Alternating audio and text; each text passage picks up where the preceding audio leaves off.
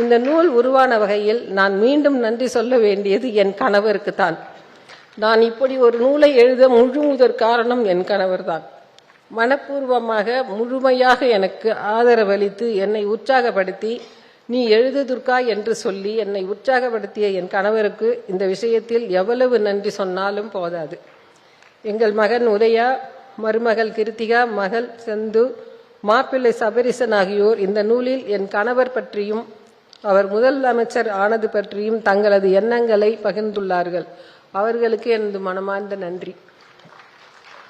இந்த நூலில் என் பார்வையில் இன்னொரு சிறப்பம்சம் இருக்கு. அவரும் நானும் முதல் பாகம் நூல் வெளியீட்டில் சிறிய குழந்தைகளாக இருந்த என் பேத்திகள் தன்மையா, நிலானி 2 பேரும் முதல் பாகம் முதல் பிரதியை எங்கள் குடும்பம் சார்பாக பெற்றுக்கொண்டார்கள்.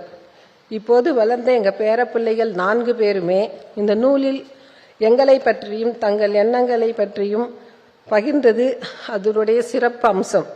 அதனால் இந்த நூல் முழுமையடைந்தது. ஒரு பாட்டியாக எனக்கு அதில் அளவில்லாத மகிழ்ச்சி. வேற குழந்தைகளுக்கு என்னுடைய அன்பு முத்தங்களும் பிரியங்களும். அவரும் நானும் என்ற தலைப்பிற்கு இந்த நூல் என் கணவர் பற்றியும் என்னை பற்றியும் எங்கள் 50 வருட கால வாழ்க்கை பற்றியும் உணர்வு பூர்வமாக நான் என்னுடைய எண்ணோட்டத்தில் என்னுடைய பார்வையில் சொல்லும் நூல். எப்பொழுதும் என் கணவர் உங்களில் ஒருவன் தான் நான் என்று சொல்லிக்கிட்டே இருப்பார். நூலும் அதே தலைப்பில் வெளியிட்டார். நானும் இன்று உங்களில் ஒருத்தியாகத்தான், நானும் எப்பொழுதுமே உங்களில் ஒருத்தியாகவே இருக்க ஆசைப்படுகிறேன். எல்லாருக்கும் நன்றி, வணக்கம்.